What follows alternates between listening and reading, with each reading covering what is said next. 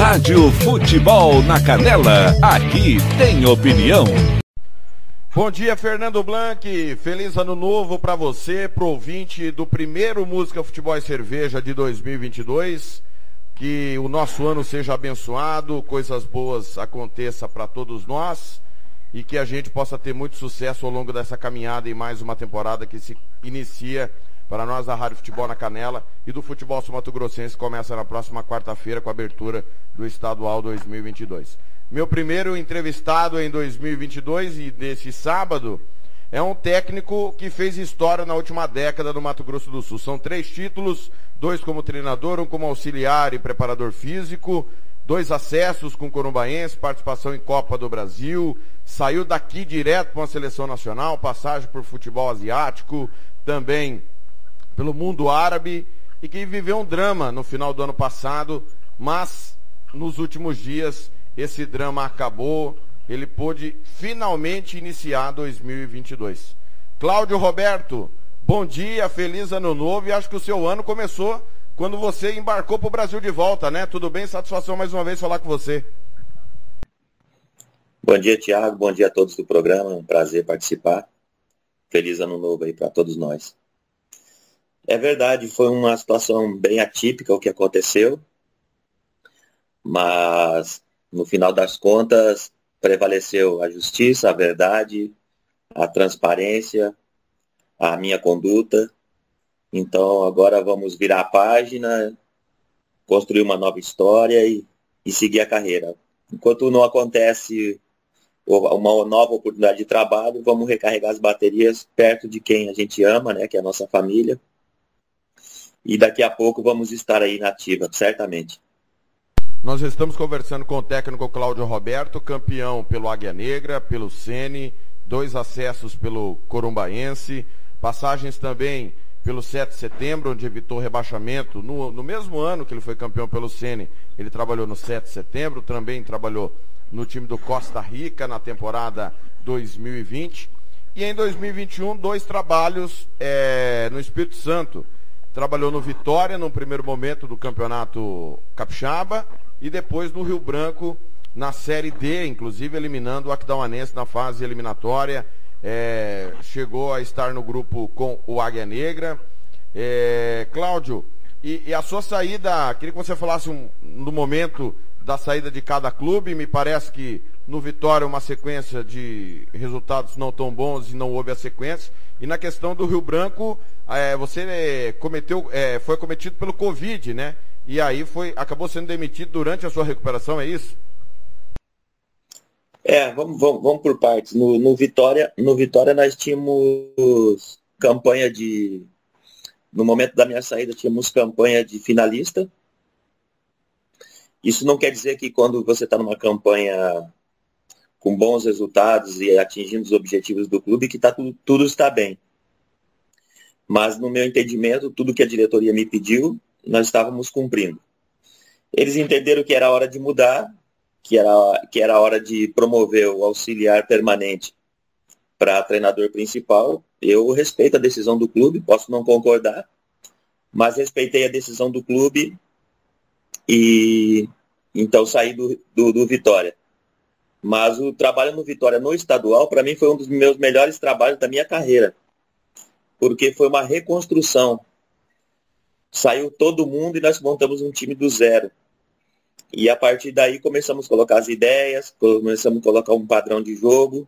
A equipe teve 5 vitórias consecutivas. Então, num campeonato tão curto, você ter 5 vitórias consecutivas é praticamente carimbar o passaporte para as finais do estadual. Mas como eu falei antes, o clube é soberano, né? Se ele entende que deve mudar, muda. Dizem que no Brasil isso é uma cultura, não é uma cultura, é uma forma de agir, né? Não tem nada a ver com cultura isso. É comportamento de quem dirige.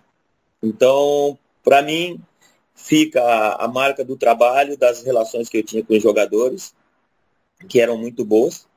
E aí eu saí do Vitória, fiquei pouco tempo desempregado, acho que 1 semana ou 2, e recebi o convite do Rio Branco. No Rio Branco, a equipe já estava montada, eu pouco pude acrescentar em termos de indicar jogadores com um perfil que a gente entendia que o Rio Branco precisava para disputar uma competição nacional. O Rio Branco, apesar de ser um clube talvez o mais tradicional aqui do Espírito Santo, tem muitas dificuldades estruturais. Isso dificulta você disputar uma competição nacional onde você encontra equipes de nível muito competitivo. Nós estávamos num grupo muito competitivo, tanto que depois, apesar das trocas que o Rio Branco fez, não mudou muita coisa, porque você não consegue encurtar a distância quando você quer resolver de dentro para fora. Eu acredito no contrário. É de fora para dentro que as coisas vão começar. E aí, a partir de que as coisas estejam bem fora de campo, consistentes, consolidadas, é que dentro de campo as coisas vão caminhar bem. Então, eu considero que os resultados no Rio Branco não foram bons. E o Covid também foi determinante, porque jogo a todo momento, então não tinha muito que o Rio Branco me esperar. E ali também, naquele período, veio maus resultados. Então, eu entendi perfeitamente que o Rio Branco tinha que fazer uma mudança naquele momento e sair do Rio Branco. Nós estamos conversando com o técnico Cláudio Roberto, ex-Sene, Águia Negra, Costa Rica, 7 de setembro, corumbaense, futebol paranaense, capixaba, mundo árabe, também futebol asiático. Antes da gente falar do mundo árabe, Cláudio, você passou pelo futebol asiático 2 vezes, né? Se eu não estou enganado. Sri Lanka direto, 2013. E você esteve no Macau, né? E até viu o Jackson outro dia postando foto. Para quem não lembra do Jackson, jogou com o Cláudio no Corumbaense. Confesso que não lembro se jogou com o Cláudio no Sena, acho que não. Mas no Corumbaense sei que jogou, o Cláudio levou ele e outros atletas. E o Jackson tá lá pagando o preço e tocando a vida até agora, né, Cláudio? Queria que você falasse como é que foi essa passagem pelo Macau e de ter contribuído, de certa forma, para a formação profissional do Jackson. O Jackson foi o... Eu trabalhei com o Jackson quando ele tinha 20 anos. Em 2011 ele foi para o Águia Negra. Ele foi para fazer teste. Na época ele foi indicado por um amigo que eu tenho muita confiança, de Maringá. E depois tivemos vários trabalhos juntos. O Jackson, além de bom caráter, é bom jogador. Eu acho até que em algum momento eu também não fui legal com ele no aspecto assim. Eu rodava ele muito na equipe em posições diferentes. Eu demorei a encontrar junto com ele onde ele deveria ter uma sequência.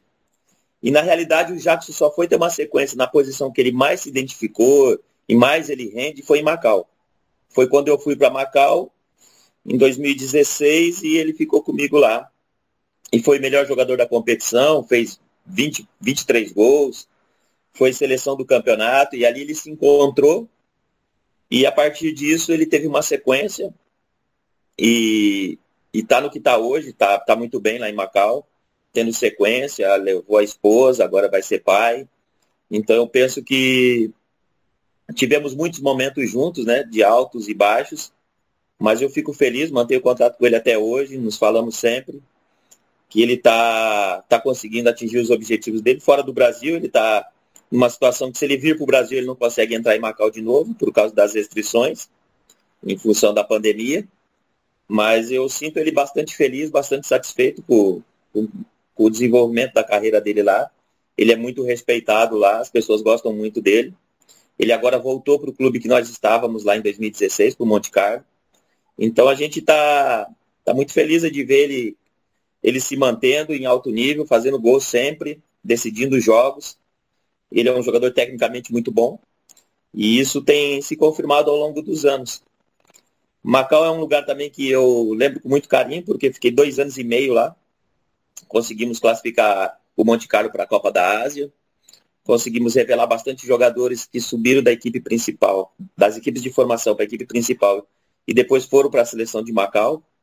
Parece pouco, porque a seleção de Macau não é uma seleção expressiva, mas esse é o trabalho. É desenvolver o jogador do clube para ele possa atuar na seleção. E o Monte Carlo sempre teve essa linha de trabalho, que era apostar muito no jovem, colocar para jogar, dar minutos, ganhar experiência, para poder ter bom rendimento no clube e depois jogar na seleção. E isso aconteceu. um número elevado de jogadores que nós trabalhamos. Então, assim, é um clube fora do Brasil que eu tenho muito carinho, muita saudade também. E quem sabe um dia voltar a trabalhar lá. Ô Cláudio, você tocou num assunto que é difícil um treinador tocar. Eu demorei em encontrar a posição. Nós da imprensa, e vou fazer uma meia-culpa, é muito fácil a gente falar que o técnico escalou o time errado. Sai lá a escalação, na pré-jornada mesmo, no caso nosso chama pontapé inicial, o Cláudio escalou o time errado. Mas não viu o treinamento, não viu como o Cláudio tentou ou pensou. Pode ser que dê errado mesmo, de fato. Eu me lembro no Ceni, muita gente questionava por que o Biro não jogava. Cara, e aí, só que eu estava no dia a dia do Ceni, acompanhando os treinamentos, o Biro treinava muito mal, cara. Não é pela qualidade técnica ou individual que o Biro tem, a gente não questiona isso. Mas o futebol não joga sozinho, é uma engrenagem. Isso tem muito, Cláudio, o treinamento durante a semana, você pode pensar e tentar encaixar. Se a resposta não vier no jogo, é preciso que haja uma compreensão do torcedor, da imprensa, nossa principalmente, que passamos ao torcedor fielmente no rádio como é o jogo, que às vezes no primeiro dia não vai dar certo, no segundo não vai dar certo, e tem que ter uma insistência em algumas ideias, Cláudio? Essa é uma pergunta muito boa, sabe? É muito boa porque cada vez menos a imprensa pode acompanhar os treinos. Isso desde do nível mais baixo para o alto nível. No alto nível, então, nem se fala. Não acho que nem tem mais o setorista, né? Tem muito pouco por causa da pandemia também. O que eu vejo, minha opinião, eu assumo posição em relação a isso, sabe? Em relação a isso, o que eu penso é o seguinte, Thiago.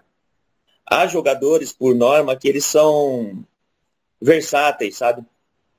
E também tem uma mentalidade que eu, por exemplo, na minha forma de agir para rodar um jogador no campo por posições diferentes, eu conversei com ele antes, eu percebi se ele recebeu bem essa ideia de jogar em mais de uma função. Nos treinamentos você percebe se o cara está satisfeito, está feliz, isso só de olhar no rosto, você percebe a fisionomia do jogador, tu já percebe se ele está contente com aquilo. Então eu procuro ter essa relação antes para daí propor coisas novas e propor posições diferentes. Mas o que eu vejo hoje em dia no futebol é que cada vez mais é exigido do jogador que ele atue em mais de uma função. Então o que para a imprensa às vezes é uma novidade, para o jogador não é. Você pode pegar aí os últimos campeonatos aí brasileiro e Libertadores, quantos jogadores jogaram em posição diferente, com o objetivo de surpreender o adversário, de criar uma situação nova, porque hoje em dia todo mundo se conhece. Mesmo o Mato Grosso do Sul, que você não tem uma cobertura ampla da mídia, a gente acompanha de alguma maneira, você que já sabe como as equipes jogam, você já sabe quem que joga lá, as substituições que normalmente os técnicos fazem, você baixa as súmulas dos clubes no site da federação, ali você já vê um padrão de comportamento dos técnicos, quais substituições que eles fazem, quem entra, quem sai, de que posição, função. Então, hoje em dia, a informação está ao alcance de todos. Então, tudo isso contribui para você debater, discutir com as pessoas, com a comunidade do futebol, aquilo que é possível fazer. É claro que ainda há coisas que não vão mudar, que tem a ver com o resultado. Se o resultado vem e o treinador mudou a função do jogador, todo mundo bate palma, entende que foi uma estratégia inteligente e que funcionou. E quando não funcionou, o treinador muitas vezes, isso já aconteceu comigo, é professor pardal, inventor. Eu acho que quem está no meio do futebol tem que entender isso, mas os treinadores também têm que entender que eles têm que ter suas convicções, seu método, seu trabalho e apostar nisso. É assim que eu tenho levado minha vida, é assim que eu tenho trabalhado no futebol. E, claro, observando também o que os outros bons profissionais fazem também, porque há outros profissionais com boas ideias, e boas ideias a gente pode desenvolver junto às nossas. Nós estamos conversando com o técnico Cláudio Roberto, passagem pelo futebol sul-mato-grossense, está contando um pouco da sua passagem pelo futebol asiático, também em outros clubes. Já já nós vamos falar do drama pessoal que passou o técnico Cláudio Roberto no final de 2021. Mas antes, Cláudio, o técnico Heitor Roque do Costa Rica deu uma declaração essa semana à Rádio Futebol na Canela. Muita gente entendeu como antiético. Eu não entendi dessa forma. Posso eu estar errado e quem entendeu como antiético estar certo. Questionado pelo nosso hoje está apresentando Fernando Blanc, mas que fez entrevista com ele sobre o investimento, que de fato, mais uma vez, e de fato mesmo, 2022 o Costa Rica vai ter o maior, porque está na Copa do Brasil, né? Então, juntando Copa do Brasil, é disparado o maior, cerca de 2 milhões de investimento nesse momento para a temporada. Ele falou que se dinheiro fosse primordial no futebol, o Costa Rica teria 17 títulos, e não apenas o do ano passado. Que muita coisa influencia. O dinheiro é importante sim, mas que tem a questão da contratação de jogadores, a questão de o time da liga, questões extracampo. Eu entendi que ele justificou que muita coisa passa pelo trabalho, obviamente, que o dinheiro é importante, passa pelo trabalho do treinador. Não que ele tenha feito uma crítica aos treinadores anteriores, não é isso. Mas você teve lá, Cláudio, e coincidência ou não, o Ito é o primeiro técnico após a mudança da diretoria do Costa Rica. O Costa Rica com você teve o segundo maior, só não teve o maior investimento, porque o Águia Negra tinha a Copa do Brasil. A cota da Copa do Brasil, e no ano que você teve lá, essa cota passou de 1 milhão na questão do Águia Negra, que acabou sendo campeão naquela temporada. Mas é isso mesmo, Cláudio, ter só o dinheiro não resolve o problema, principalmente se tiver ingerência no trabalho de campo? Eu não vi essa entrevista do Ito, mas eu entendo um pouco o que ele quis dizer, né?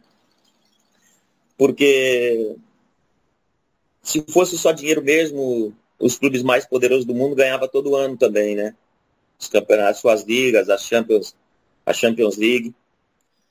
Mas trazendo assim para nossa realidade, né? O Costa Rica está em busca de uma cultura de vitória, né? Eu penso assim, né? Eu já pensava assim quando eu estive lá, eu também verifiquei isso. Precisa de impor uma cultura de vitória, né? Então eles foram campeões, então agora passa a ter uma mentalidade de cultura de vitória. Ele sabe o que é preciso fazer, o Ito sabe o que precisa fazer para continuar tendo sucesso.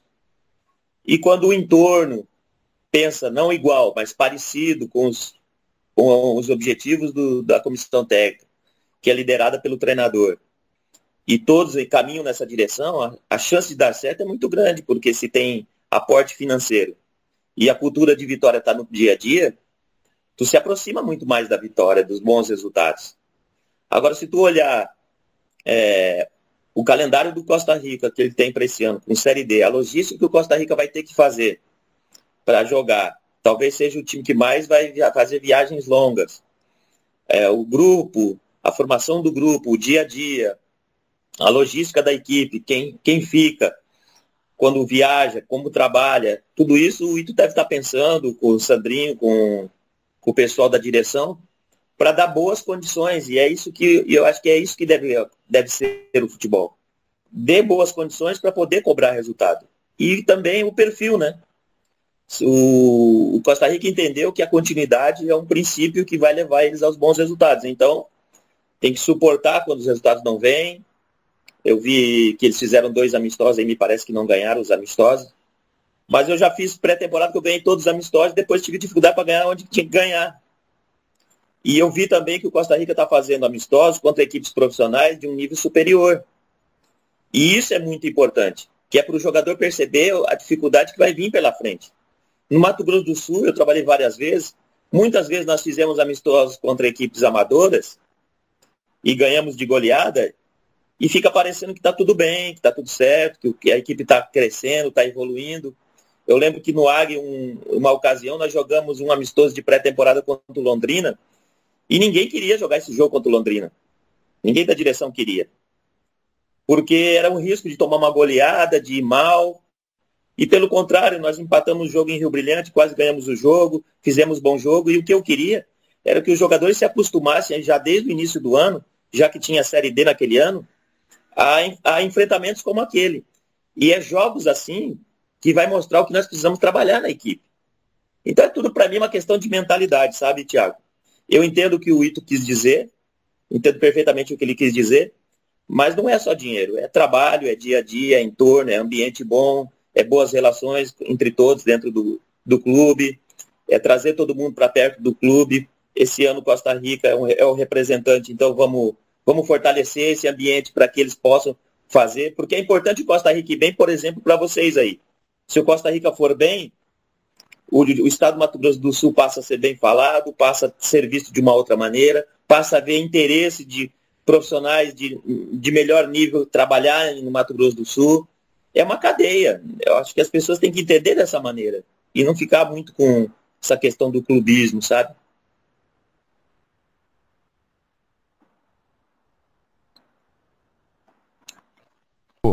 Cláudio Roberto, que bater um papo conosco dentro do Música, Futebol e Cerveja. Cláudio, vamos lá.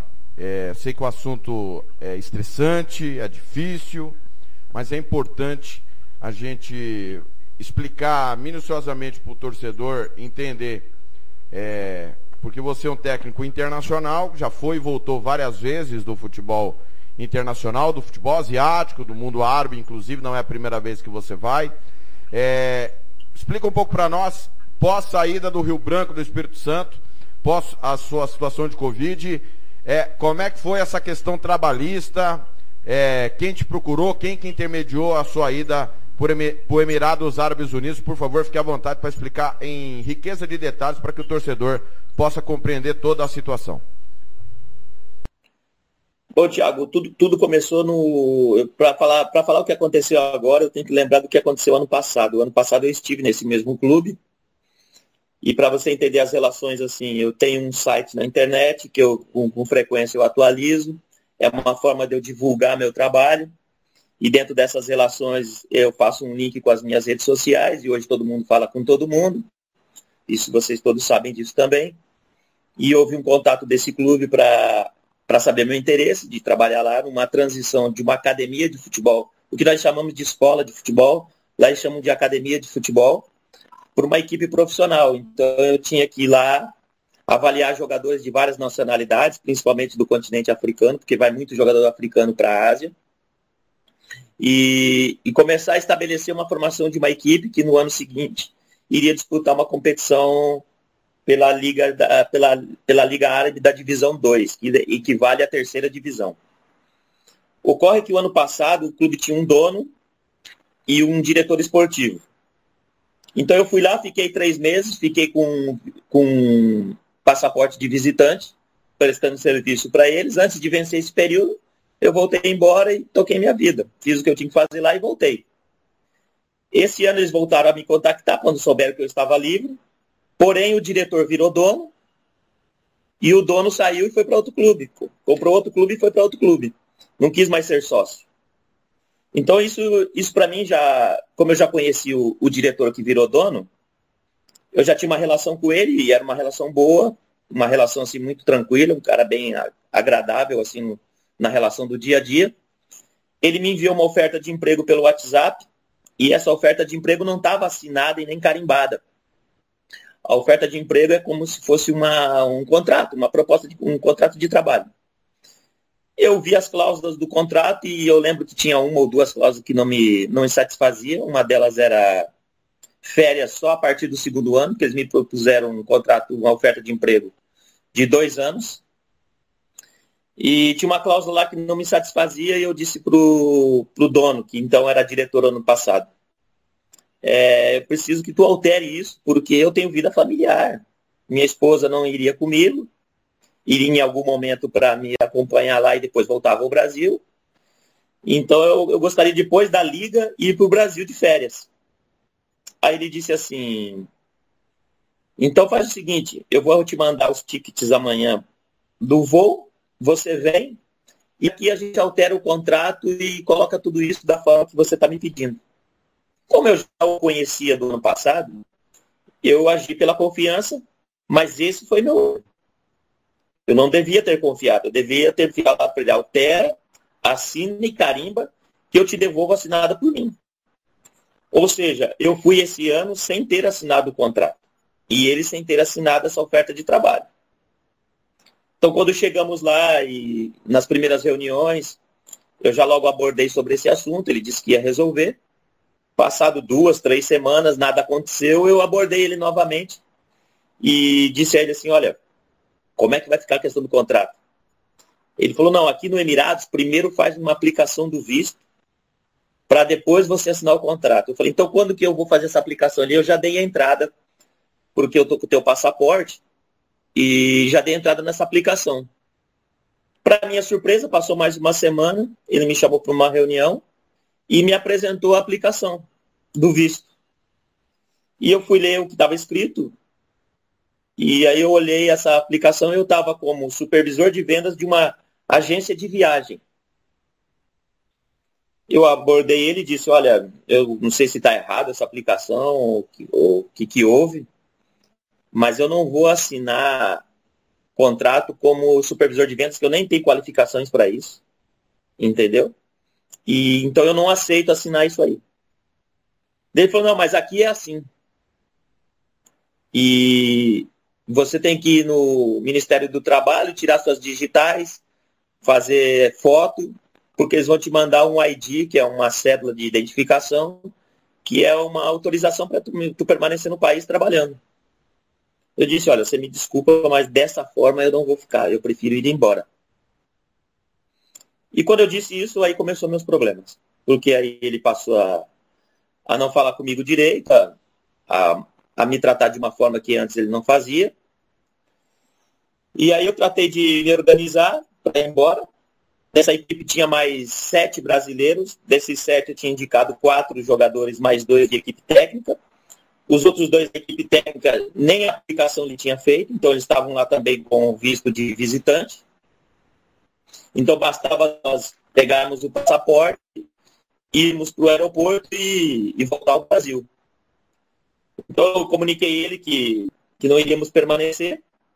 Fiz uma reunião com os outros brasileiros, até deixei os outros brasileiros à vontade, porque é assim na minha forma de agir. Se eles entendessem que aquilo era bom para eles, eles poderiam permanecer. Todos eles disseram que não iam permanecer. E aí isso piorou minha situação, porque na cabeça do meu chefe, do meu presidente, ele achou que eu encabecei uma reunião com todos os brasileiros e pedi para os brasileiros irem embora, já que eu ia embora. E aí eu não sei como ele fez, eu não consigo te explicar isso. Ele fez uma aplicação de um visto e me colocou como supervisor de vendas. Isso gerou um bloqueio na imigração, no aeroporto, que não permitia eu viajar, sair do país. Para mim sair, ele teria que remover esse bloqueio e cancelar o visto que ele fez. As pessoas com quem eu tive contato no Emirados e que têm um pouco de experiência e conhecem os bastidores, me disseram que para ele fazer isso, alguém assinou um contrato, e eu não assinei contrato de tipo nenhum. Então ele pode ter forjado ou forjou a minha assinatura. Então ele me escolheu como alguém para ele se vingar, assim, como coisa pessoal. Mas eu não sabia nada desse bastidor. O que eu fiz? Eu olhei no meu e-mail o ticket, que ele tinha mandado, o ticket de ida e volta. Ele cancelou a volta, não só a minha volta, como dos outros 2 brasileiros da equipe técnica. Mas aí eu falei para eles, vamos comprar nós mesmos o ticket, vamos voltar embora. E no dia que nós marcamos o retorno, foi dia 22 de novembro. Eu cheguei no Emirados dia 2 de setembro e tentei ir embora dia 22 de novembro. Nesse período não recebemos salários. E aí os 2 da equipe técnica passaram primeiro pela imigração e eu fui barrado. Eu perguntei o porquê e eles falaram, não, você tem um visto com uma empresa, essa empresa é de Abu Dhabi, porque eu fui embarcar em Dubai. Então você retorna para Abu Dhabi, entra num acordo com o seu chefe, e ele removendo esse bloqueio, você pode viajar a qualquer momento. E aí começou os problemas, porque ele começou a me chantagear, colocando valores absurdos, envolvendo os outros 7 brasileiros, como se eu fosse o responsável pela contratação dos outros 7. E aí ele colocou despesas de todo tipo, desde táxi, de ticket, de alimentação, de estadia lá no país. E eu não tinha, e como não tinha condições, não tive condições de pagar, ele disse para mim que se eu não pagasse, eu não iria sair. E a partir daí eu tive que buscar alternativas, comecei a... Cláudio, só para entender, entre setembro e novembro você não trabalhou dia nenhum, então? Trabalhei. Trabalhou? Trabalhei. Eu trabalhei do dia 2 de setembro a 16 de novembro. Certo.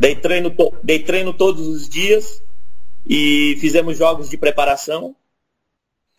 e continuei trabalhando. O dia 16 de novembro foi quando eu parei realmente. Então, desde o dia 16 de novembro a 22 de janeiro, que eu viajei dia 22 de janeiro para o Brasil, exatamente no mesmo dia que eu fui barrado, no dia 22 de novembro. Então, 2 meses depois, eu já estava com o meu visto ilegal, porque como visitante não tinha nenhuma estampa, nem da agência de viagem, nem do clube. No meu entendimento, eu estava ilegal, mas na prática eu não estava, porque ele tinha conseguido aplicar um visto para mim. E a partir daí eu tive que buscar alternativas de todo tipo, advogados, órgãos governamentais do Emirados. E essa questão do salário que você não recebeu nesse período que você trabalhou de fato, o que ele te dizia? Ele me dizia que se eu assinasse o contrato ele me pagava. Mas ele foi muito frio, muito calculista com relação a isso, porque ele colocou o valor mínimo que ele podia, porque quando eu fui no Ministério do Trabalho, eu tive um extrato do contrato que ele fez. E ele me colocou como se fosse aqui no Brasil um salário mínimo. Porque se ele perdesse a causa, como depois ele perdeu, e ele tivesse que me pagar salários, ele ia pagar o mínimo possível, porque ele colocou um valor mínimo. Mas desde o começo, para os advogados, para os órgãos governamentais, eu deixei claro que eu queria apenas minha liberdade. Eu queria ter o direito de voltar ao Brasil e que os salários para mim não importavam. O que me importava era voltar para casa, porque gera muito transtorno, gera muitas preocupações na família, envolve muita gente. E eu nem queria ter feito o vídeo para poder publicar, porque eu sempre minha conduta foi de trabalhar, deixar que o trabalho aparecesse e não minha vida pessoal, minhas coisas. Eu sempre fui discreto. Ô Cláudio, mas você morava no CT? Ou morava no hotel? Não, eu morava numa casa. Certo. Era uma casa conjugada com os jogadores, entendeu? E quando eu disse que não ia permanecer, ele me deu 48 horas para sair.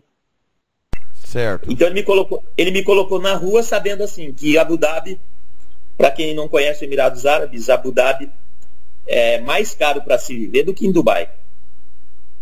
Então eu penso que ele pensou o seguinte: ele não vai ter coragem de ir para a rua e ficar muito tempo sem me pedir arrego, porque ele não vai ter dinheiro para pagar as despesas. Só que ele não sabia que eu não estava sozinho, né? Eu tenho amizades por muitos lugares do mundo. E Dubai eu tenho muitos amigos brasileiros. E um deles eu contactei, ele me disse: ó, Cláudio, o apoio que tu precisar, tu vem para cá, fica comigo na minha casa. E aí foi isso que eu fiz. Eu fui para Dubai. Mas no período de trabalho não faltou estrutura. Você teve alimentação adequada, condições de trabalho mínimas. Essa parte, nesse período, pelo menos, foi tranquilo. Foi. A alimentação, por vezes, ele deixava a desejar, mas eu nunca me pautei em deixar e ficar esperando que ele fizesse as coisas para mim nesse tipo. A gente se reunia ali da comissão técnica, quando tinha que compor alguma coisa da alimentação, nós mesmos nos comprávamos. Então, dizer que eu passei fome, eu não passei, não. Mas condições de trabalho, estrutura de trabalho, nós tínhamos condições muito boas. Estrutura física muito boa. O que houve foi esse problema, e esse problema me gerou problemas depois, sim, para mim me manter no Emirados, sem salário, com pouco dinheiro, com dinheiro para comer só. Isso sim causou bastante problema para mim, que depois eu tive que pedir ajuda, tive ajuda da minha família, da minha esposa e de alguns amigos que me ajudaram até financeiramente, entendeu? Nesses 2 meses a mais que eu fiquei, 2 meses e meio. Porém, eu sempre procurei pautar pelaquilo que eu aprendi, que é falar a verdade. Ele não fez contrato comigo, eu não assinei nenhum tipo de contrato, então ele não teria como fazer um visto de trabalho para mim sem o meu consentimento. Por mais que as leis árabes protejam o empregador, há que ter o consentimento do empregado. E isso não houve. Então ele forjou minha assinatura, ele fez a aplicação, ele teve a facilitação de alguém do órgão que ele deveria conhecer alguém lá dentro, porque isso não pode acontecer. Mas graças a Deus eu fui abrindo caminhos, e depois que eu fiz o vídeo também, foram surgindo pessoas com experiência nesse tipo de situação. Não exatamente igual, mas já passaram por isso. O vídeo tivesse a repercussão que teve, Cláudio, porque foi num período assim de festas, digamos assim, né? Muita gente alheia ao futebol, período de férias, e eu confesso que bombou nas redes sociais da Rádio Futebol na Canela, o site, uma das matérias com mais acesso, não só o vídeo, depois a matéria escrita que o Jean Nascimento fez a seu respeito, portal GE divulgando também e outros portais. Você esperava ter a repercussão que teve, Cláudio? Porque, com todo respeito, viu, Cláudio? Uma coisa é um jogador ficar preso no mundo árabe, como já aconteceu, né? Outra coisa é um técnico, digamos assim, desconhecido para a grande maioria dos brasileiros, ter a repercussão que você teve, Cláudio. Não, eu não esperava, sou sincero em dizer, não esperava exatamente por isso que você acabou de dizer. Eu não sou um treinador muito conhecido, né? Então, as pessoas podem não saber nem quem eu era, da onde que eu era. Mas eu acho que o fato acabou mostrando um pouco de como é o brasileiro, né? Solidário com essas questões. E realmente, depois que foi para o GE, tomou uma proporção enorme. Eu comecei a receber telefonemas e mensagens do Brasil inteiro, de várias instituições, de advogados, procurando entender o que estava se passando. A própria CBF, o Itamaraty, o Ministério das Relações Exteriores também se envolveram com o caso. A comunidade do futebol, através de alguns treinadores importantes também. Eu preciso dizer também que teve um treinador no Emirados, que foi sensacional comigo, que é o Odair Hellman, que trabalhou no Internacional e no Fluminense. Ele esteve na casa onde eu estava, conversou comigo, se colocou à disposição, me ajudou. E claro, quando você tem esse tipo de apoio, a tendência é que as coisas caminhem. Mas esse fato de ter sido no período de festas, realmente, é que tornou o processo um pouco mais lento. Porque se as pessoas estão de férias, estão com seus familiares, estão com outras coisas para fazer, essas questões formais, legais, vai ficando para um pouco depois. E eu tive que passar por isso exatamente, por esse período, por causa do período que aconteceu a publicação do vídeo, entendeu? E Cláudio, como é que foi depois do vídeo? Os desdobramentos até o momento. Nós estamos com o técnico Cláudio Roberto, Música, Futebol e Cerveja. Olha, o Cláudio contando todo o drama. É um momento muito tenso, um momento muito difícil. Imagine você, torcedor, imagine você, Blank, estar preso, porque a palavra é essa. Se você não pode voltar ao seu país, à sua família, você estava preso em liberdade. Ele tinha liberdade no Emirados Árabes, mas impedido de voltar ao Brasil. O técnico Cláudio Roberto está contando o seu drama no Música, Futebol e Cerveja, o primeiro do ano. Cláudio, após o vídeo, após o seu apelo às autoridades brasileiras, como é que foi o desdobramento de tudo isso até aquela fatídica foto cara, eu me emociono porque você é um amigo que eu tenho da bola. E quando eu vi a sua foto, sorrindo de uma orelha a outra, feliz voltando para casa. Cara, isso é além do futebol, viu, Cláudio? A bola não paga isso não, meu irmão. Pois é, Thiago, a gente tem que ser positivo, eu procurei ser. Claro que isso também fomentado também pela minha esposa, pelas pessoas que me acompanham mais de perto, que me deram muita força, muito apoio, entendeu? Tive que desenvolver mais essa capacidade de resiliência, né, de suportar o que estava passando.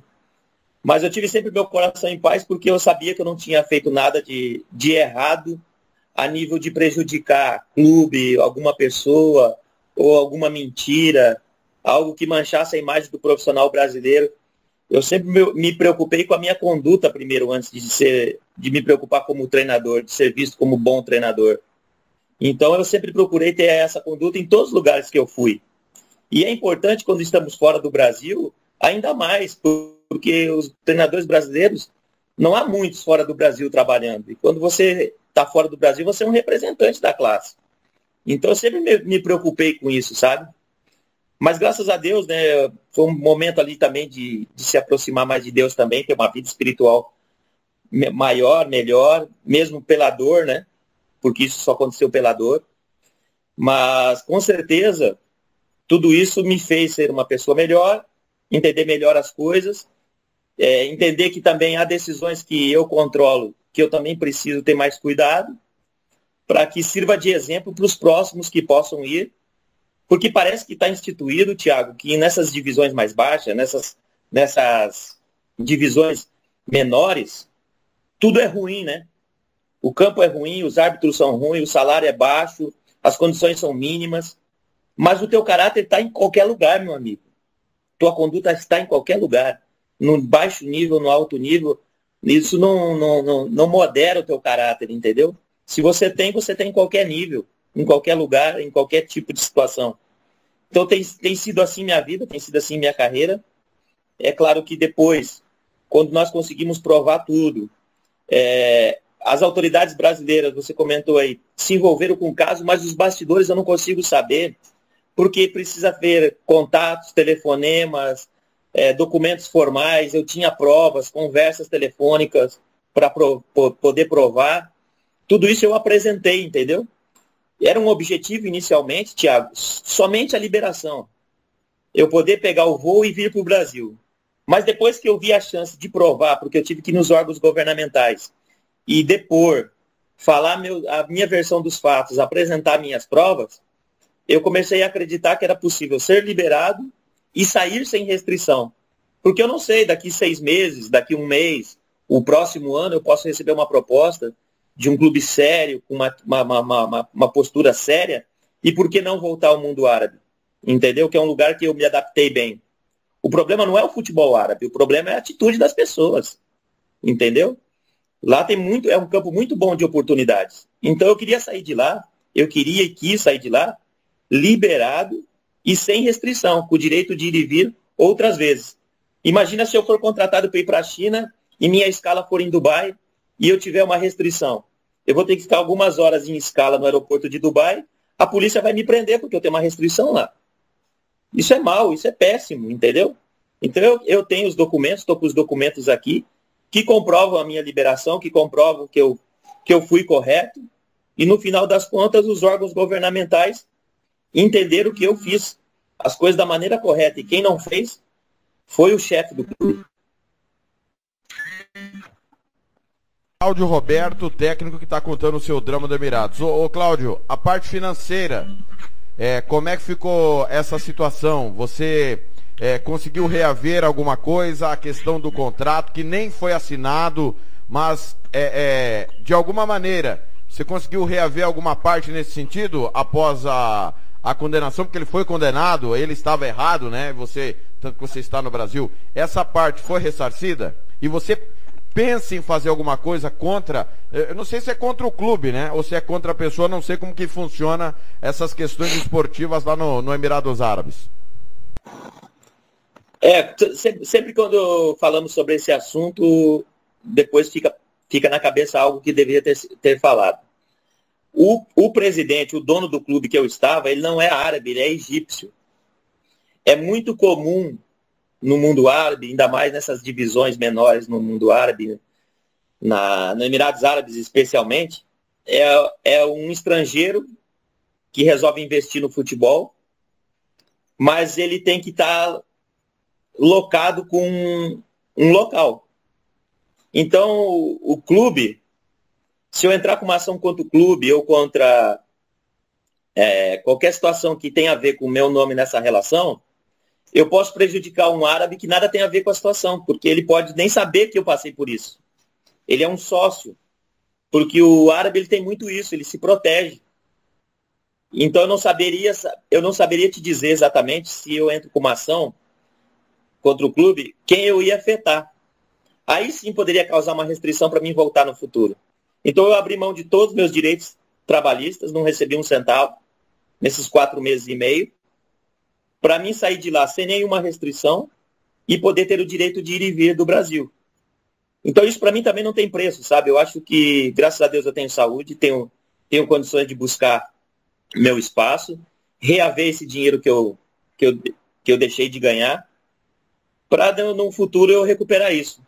Porque pensando no mercado de trabalho, se você olhar para a minha carreira, eu já tenho mais anos de trabalho fora do Brasil do que no Brasil.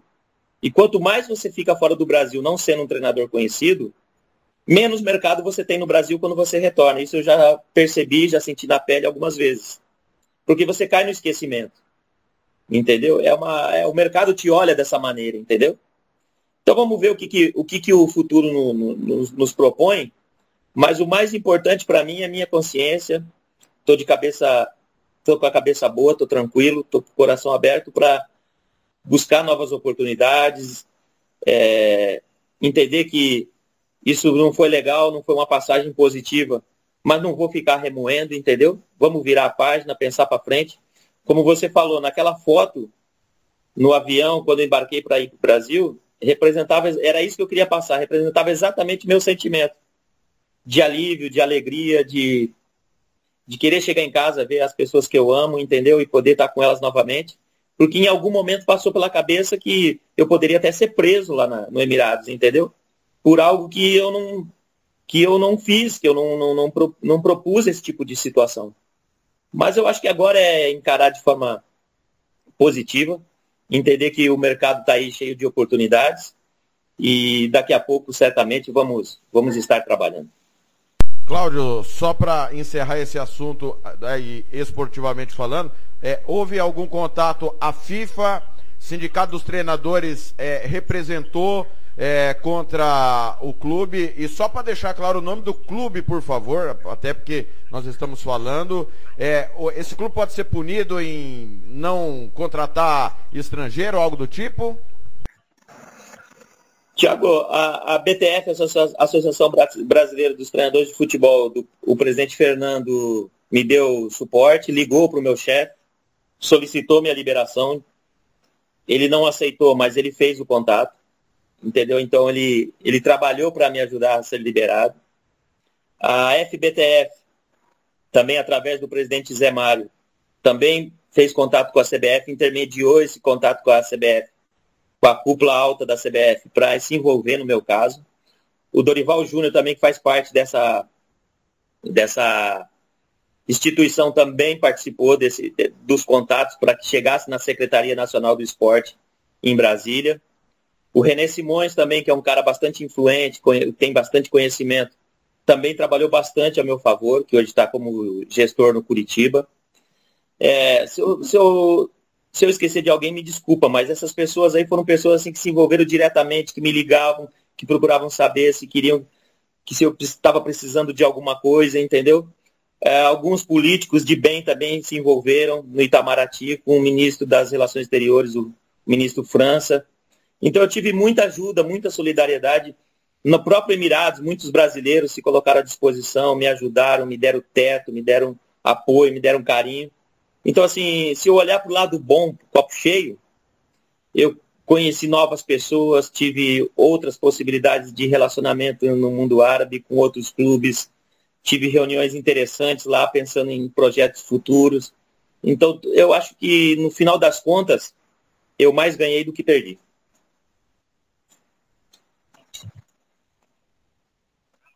Realmente é uma história... Cabe num livro, né? Não sei se num livro cabe, mas foi o momento mais difícil, acredito, da sua carreira, né, Cláudio?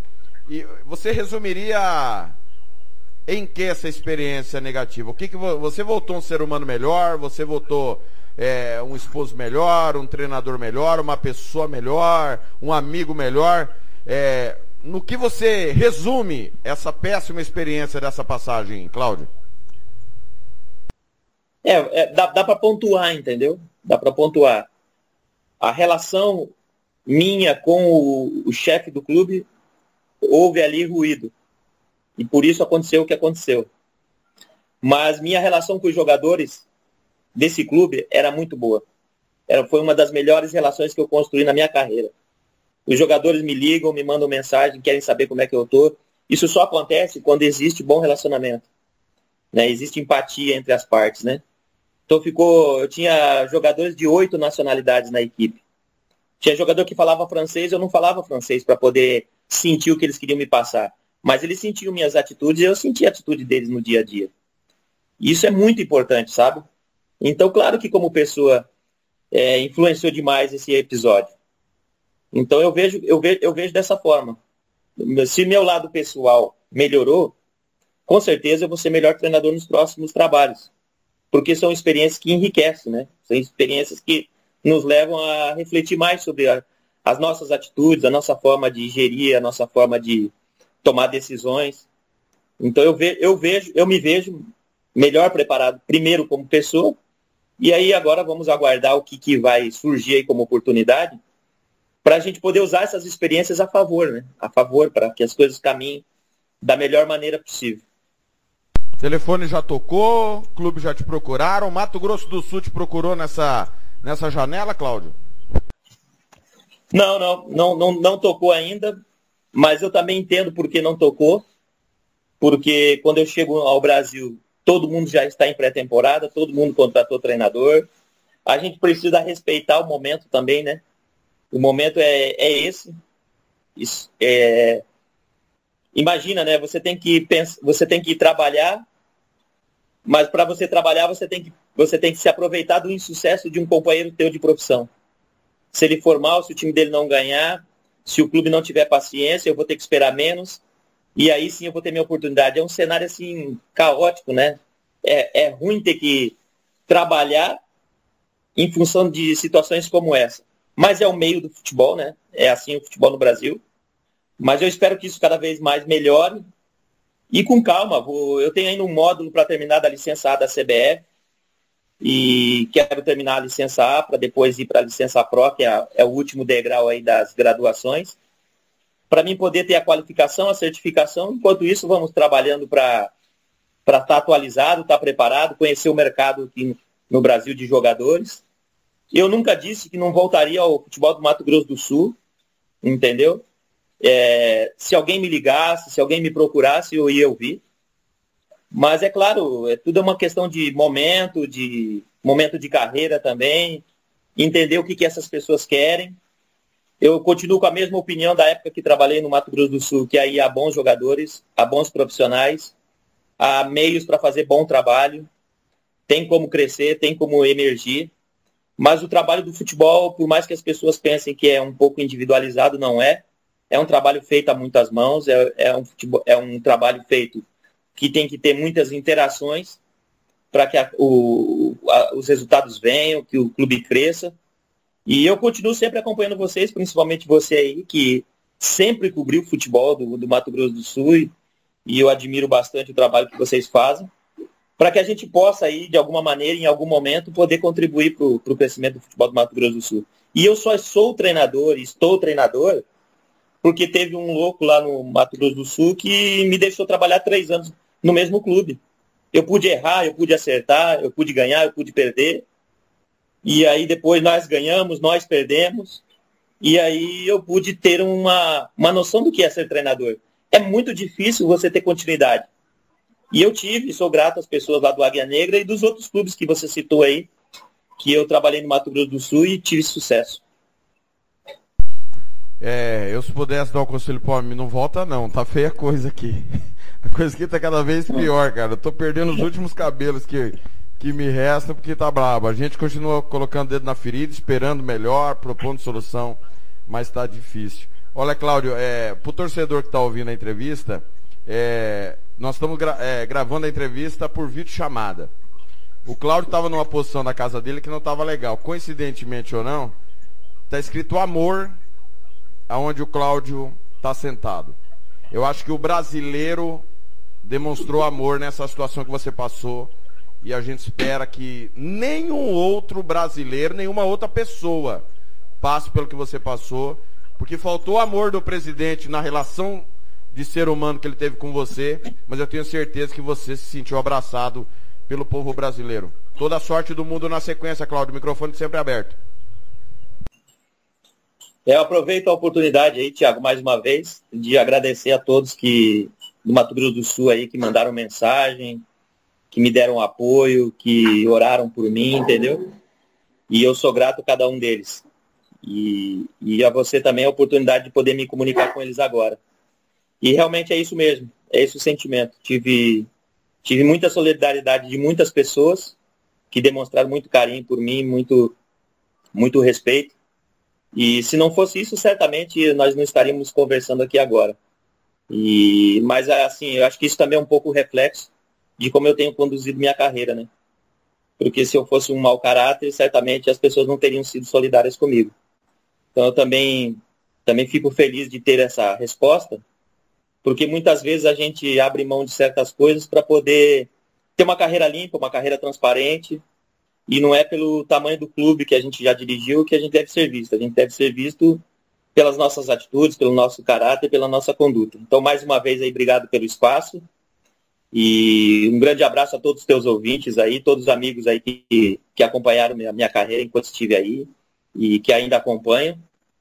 E que vocês tenham um grande ano aí, um grande ano de 2022. Tá aí, Fernando, técnico Cláudio Roberto. Eu volto daqui a pouco com mais informações no Música, Futebol e Cerveja. Rádio Futebol na Canela, aqui tem opinião.